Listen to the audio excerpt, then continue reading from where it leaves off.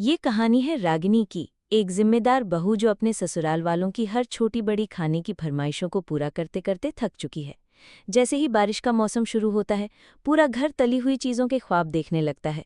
कभी समोसे, कभी कचौड़ियाँ, चाय, पकौड़े, और इन सब का बोझ हर बार रागिनी पर ही आता है।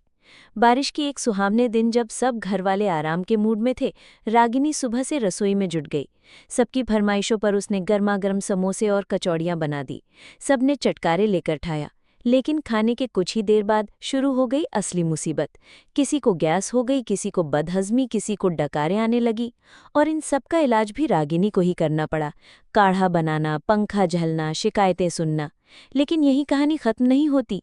जैसे ही शाम हुई, वही लोग जो दोपहर तक पेट भरकर खा चुके थे, अब फिर से डिनर की बात करने लगे। रागिनी को गुस्सा आया और उसने साफ कह दिया, अब रात को सिर्फ खिचड़ी बनेगी।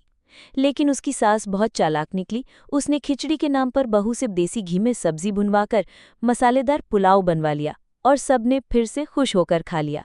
धीरे धीरे रागिनी को समझ में आ गया कि जब तक वो सख्ती नहीं करेगी, तब तक ये सिलसिला कभी नहीं रुकेगा।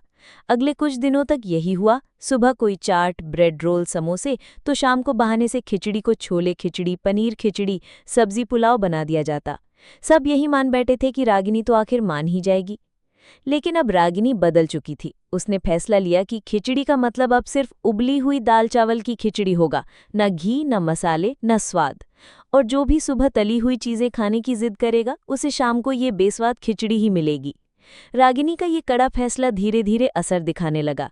अब घर के लोग सोचने लगे कि अगर सुबह पकोड़े खाए तो शाम को खिचड़ी ही नसीब होगी। ऐसे में धीरे धीरे सभी की फरमाइशें कम होती चली गईं। बारिश के मौसम में जिस घर में हर 2 घंटे में कोई नई डिश बनवाने की मांग होती थी, वहां अब लोग सोच समझकर मांग करते थे। कहानी का अंत इस बात पर होता है कि रागिनी की सख्ती ने एक पूरे खानदानी चटोरेपन पर लगाम लगा दी। और अब समोसे, कचौड़ियाँ, पकौड़े, सबका मतलब था सिर्फ और सिर्फ उबली खिचड़ी की सजा। ये कहानी हंसी मजाक के अंदाज में एक गहरी सच्चाई बताती है कि जब तक कोई घर में सख्त फैसले नहीं लेता, तब तक लोग अपनी आदतें नहीं बदलते। और बदलाव लाने के लिए कभी कभी बहू को ही सख्त बनना पड़ता है।